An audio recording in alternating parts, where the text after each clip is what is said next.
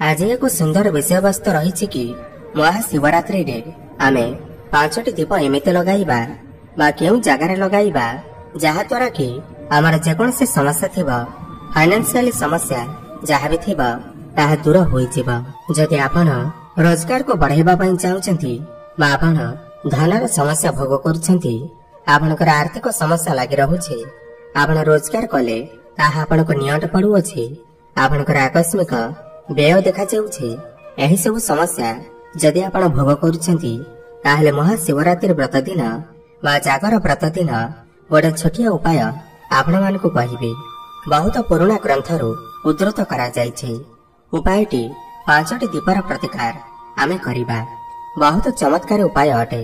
आपण वीडियो को शेष जाई निश्चय देखंतु एवं भक्तिर सहकारे कमेंट बॉक्स रे ओम नमः शिवाय अवश्य लिखंतु। बंधुगण 8 मार्च 2024 पवित्र महाशिवरात्रि। एही महाशिवरात्रि दिन घरे एही 5टी दीप एही जगह जलाई दियंतु। पूरा वर्ष धनर अभाव केबे हेबो नाही। घर को बहुत मात्रा रे धनर आगमन हेबो। महाशिवरात्रि उपलक्षे आपण मानको हार्दिक शुभेच्छा एवं शुभकामना।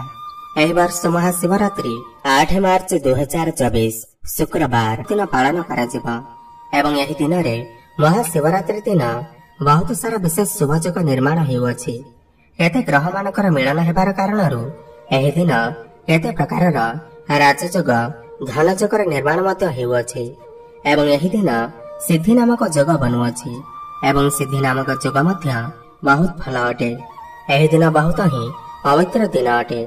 भगवान शिवंकु महाशिवरात्रि बहुत ही प्रिय अटे एवं एही दिन जदि आपण घरर एही जगार 5टी दीप जलाई दियंती तो पूरा वर्ष आपनकर धन जनित समस्या रे सम्मुखीन हेबाको पड़िबो नाही। जीवन रे खूब सुख समृद्धि आसीबाको लागिबो एवं भगवान शिवंकर कृपा आपनकर ऊपर सर्वदा लागि रहिबो। एही दिन रे आपण किछि करंतु अबा न करंतु, किंतु महाशिवरात्रि दिन एही जगार एही 5टी दीप को निश्चय जलाई दियंतु। आपनक फायदा पाई एही वीडियो को निश्चय शेष जाई देखंतु। प्रत्येक ओषा व्रत अनुष्ठान पूजा पाठ जेते सब आमे करूछे सबुथिरे दीपर महत्व रही अछि। दीप प्रज्वलन विधि रही अछि। दैनिक पूजा पाठ रे ओषा व्रत रे दीप बिना ताहा असंपूर्ण रही थाए। जेतेबेले आमे प्रत्यह भगवान को पूजा करूछे पंच प्रचार रे पूजा करूछे। दीपर महात्म्य रही अछि। पंच प्रचार रे दीप मध्य एक उपचार अटे। शास्त्र कुहंती गंधम पुष्पम तथा धूपम दीपम नैवेद्य मैवेच्च अखंड फलमासाध्यम कैवल्यम नवते ध्रुवम। तेणु जो पंच उपचार रे पूजा करूछे एही पूजारे दीपर महात्म्य बहुत अधिक रही अछि। काहेकि दीप हेउछंती साक्षी सदृश। आमे जो पूजा करूछे, जो व्रत करूछे, ओषा करूछे, दीप हेउछे तार साक्षी स्वरूप। दीप हेउछंती प्रकाशर स्वरूप। भगवानकर सत्ता को अनुभव करिबा पाई आमे दीप प्रज्वलन करिथाउ। एणु पूजारे दीपर महत्व सर्वोच्च स्थान नेइछंती। आसंता शिवरात्रि बा जागर व्रत पड़ुअछि। यह एक मूल्यवान एवं गुरुत्वपूर्ण संयोग। सही दिन रही शुक्रवार एवं महाशिवरात्रि व्रत बा चतुर्दशी। एणु यही जो जोग ताको कहिबा में शनि प्रदोष दिन से दिन रही शुक्रवार। महाशिवरात्रि व्रत अनुष्ठित होइथिबारु आपण को गोटे बहुत बढ़िया उपाय आपण को कहिबी। आपनकर जेमितिका फाइनेंशियल प्रॉब्लम थाउना काहेकि आहा दूर होई जिवो। मन रखंतु आपण प्रदोष समय बा संध्या समय रे 5टी दीप प्रस्तुत करिवे। 5टी दीप माटी रे हेले चलिबो नाही तो कला बेरी को कुटी ताहाकू अटा भली पाउडर करि देबे। सही बेरी को अटा चकटिला भली आपण चकड़ी 5टी दीप प्रस्तुत करिवे। आपण जदी माटी दीप नेबे ठीक अछि, काठ आहुरी अधिक भल हेबा। बेरी को पाउडर करी सही पाउडर को अठा भली पानी दे चकड़ी सेथिरे जदि आपण 5टी दीप प्रस्तुत करूछंती बहुत बढ़िया हेबा। 5टी दीप आपण प्रस्तुत करंतु।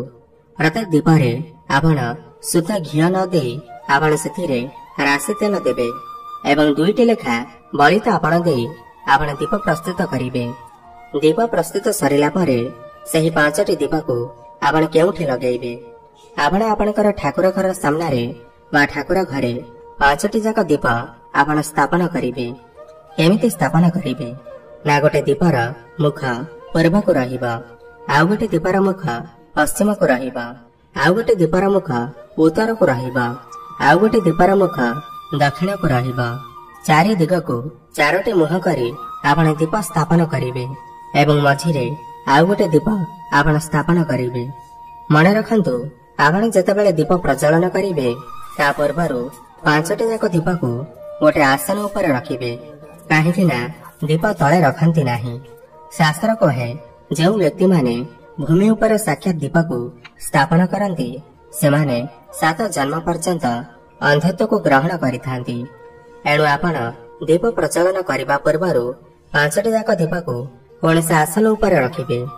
ଆସନ ଉପରେ ସ୍ଥାପନ କରିସାରିଲା ପରେ ପ୍ରତ୍ୟେକ ଦୀପରେ ଗୋଟେ ଫୁଲ ଥିବା ଲବଙ୍ଗ, ଗୋଟେ ଗୁଜୁରାତି ଏବଂ ଅଳ୍ପ ଟିକେ ଟିକେ କେଶର, ପ୍ରତ୍ୟେକ ଦୀପରେ ଗୋଟେ ଲବଙ୍ଗ, ଗୋଟେ ଗୁଜୁରାତି, ଅଳ୍ପ ଟିକେ କେଶର ଦେବେ। ତାପରେ ଆପଣ ଦୀପ ପ୍ରଜ୍ୱଳନ କରିବେ।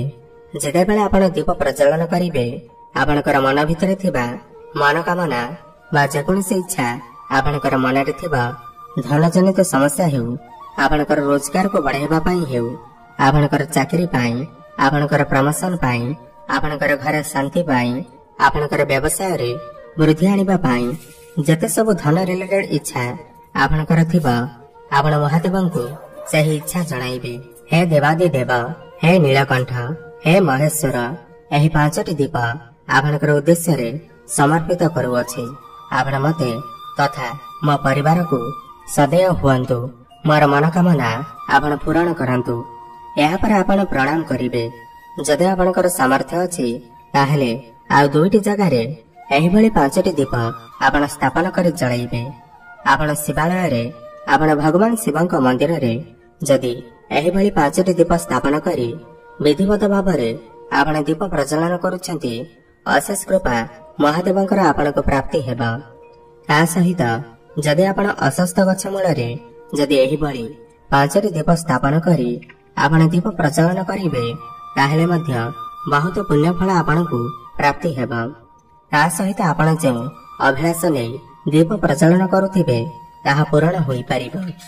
ଆପଣ ଚେଷ୍ଟା କରନ୍ତୁ 3ଟି ସ୍ଥାନରେ 5-5ଟି ଦୀପ ଜାଳିବା ପାଇଁ। ଗୋଟେ ହେଉଛି ଆପଣଙ୍କର ଠାକୁର ଘର ସାମ୍ନାରେ, ଦ୍ୱିତୀୟରେ ହେଉଛି ଶିବ ମନ୍ଦିରରେ, ତୃତୀୟରେ ହେଉଛି ଅଶ୍ୱସ୍ଥ ଗଛ ମୂଳରେ। ଯଦି ଆପଣ ଏହି 3ଟି ଜାଗାରେ 5-5ଟି ଦୀପ ଆପଣ ମହାଶିବରାତ୍ରିରେ ଜାଳୁଛନ୍ତି, ଆପଣଙ୍କର ଯେମିତିକା ଧନଜନିତ ସମସ୍ୟା ଥାଉ ନା କାହିଁକି ତାହା ଦୂର ହୋଇପାରିବ।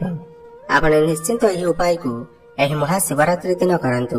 ତେବେ ଆପଣମାନେ ଯଦି ସଚ୍ଚା ହୃଦୟରୁ ଭଗବାନ ଶିବଙ୍କୁ ଭକ୍ତି କରୁଥାନ୍ତି, ତାହେଲେ ତଳେ ଥିବା ଆମ କମେଣ୍ଟ ବକ୍ସରେ ଓମ୍ ନମଃ ଶିବାୟ, ହର ହର ମହାଦେବ ଅବଶ୍ୟ ଲେଖନ୍ତୁ ଏବଂ ଭିଡିଓକୁ ଗୋଟେ ଲାଇକ୍ କରନ୍ତୁ।